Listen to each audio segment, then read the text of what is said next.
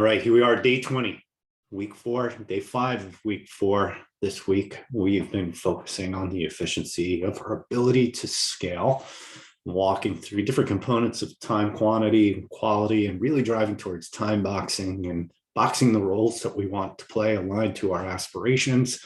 And then the priority things that we need to do within each of those time boxes to become those roles that we want to be, which should be aligned to the defined targets that we created in the prior week. So if you're effectively executing this, doing your time boxing, you're completing these priorities for what you want to become in these roles, you're going to start to have some outcomes. You're going to start to have some outputs. You're going to start to be generating value again in 2 ways: from the way that people experience working with you, and from the way in which the things that you create or get used and then create value.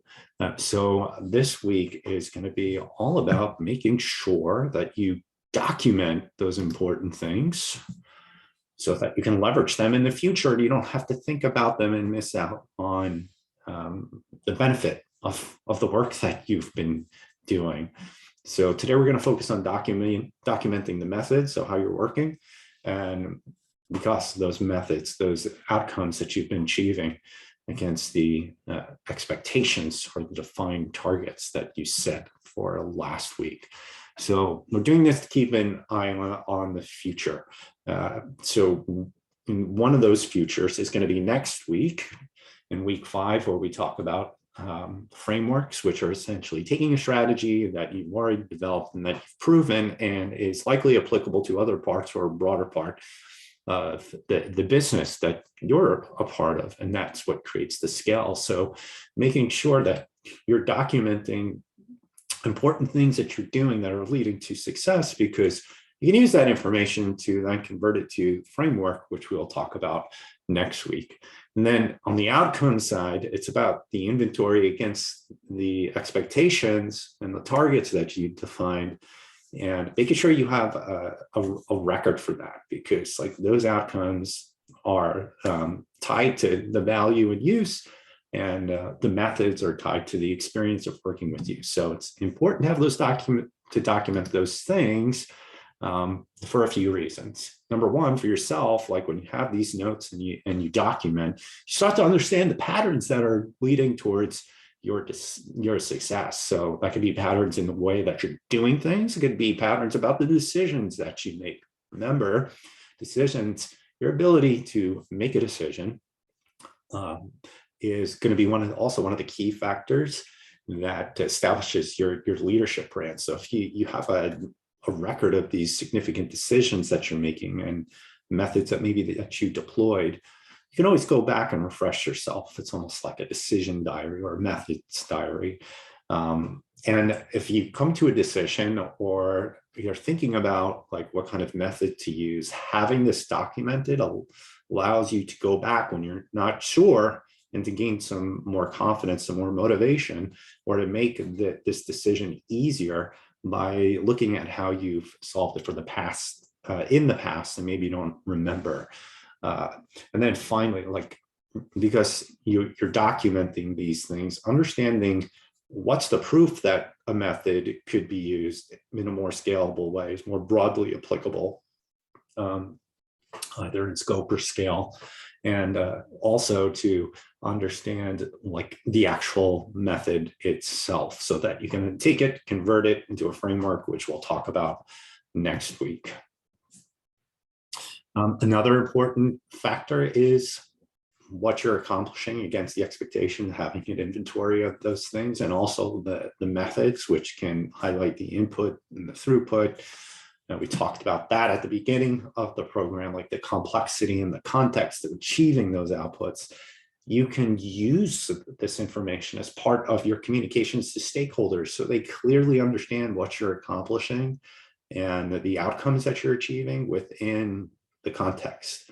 Like being able to increase revenue by 5%, 20% ahead of schedule could be an amazing accomplishment. But there is an extreme difference in doing that if the context was a roaring economy and like inbound leads had increased by like 50% versus a recession, and you had to go out there and speak to like 500 people versus not having to do any outbound type of marketing.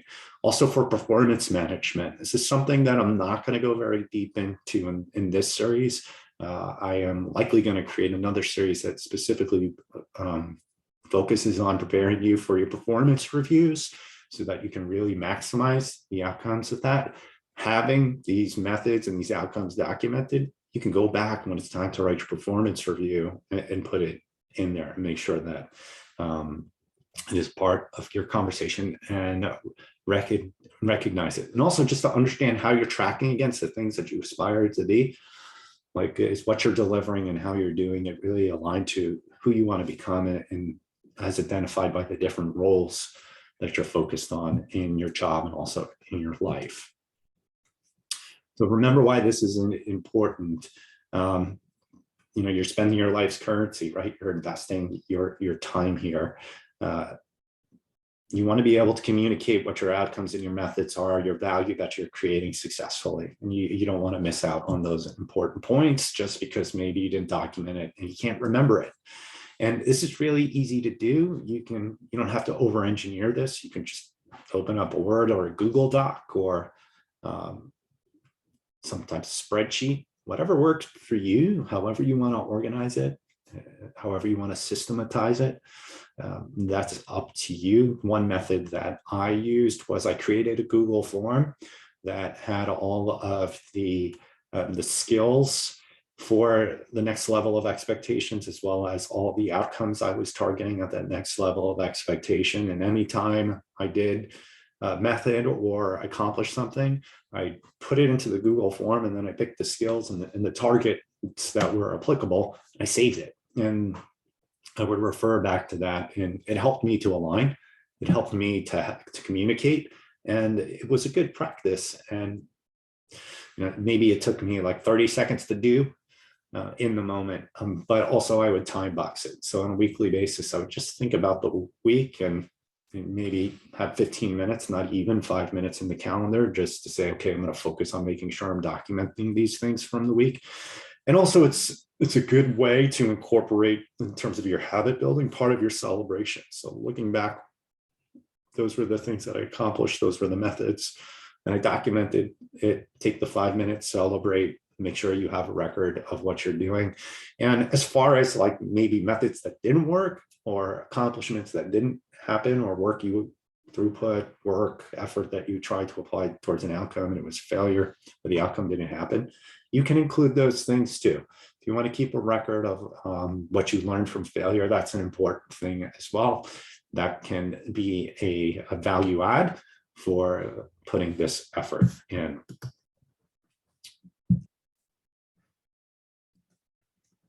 Right.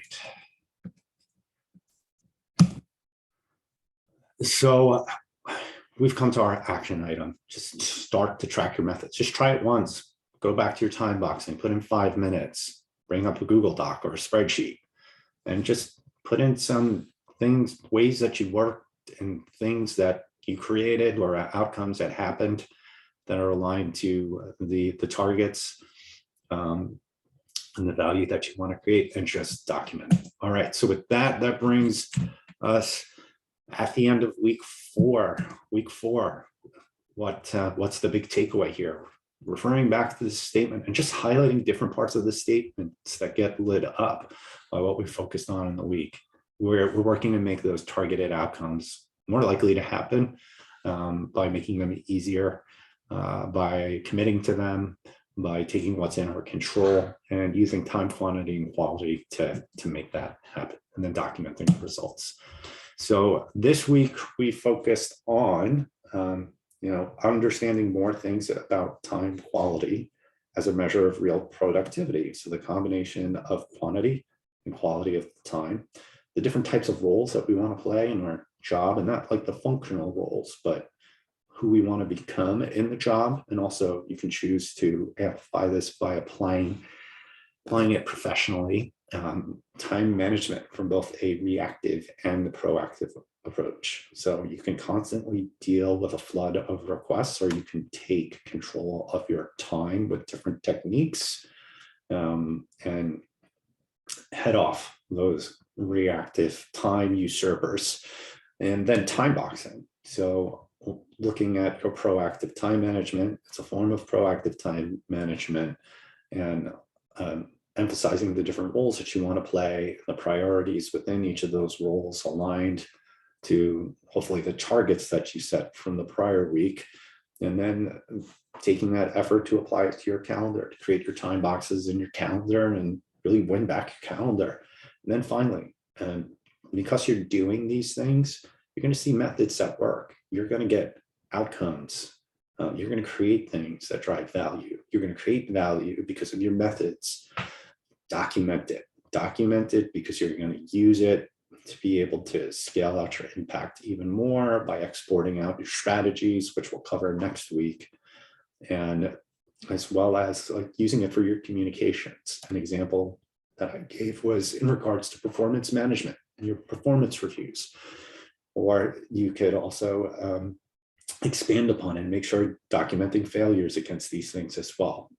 Just spend the 5 minutes, put in your time box, use it as an opportunity to celebrate as well.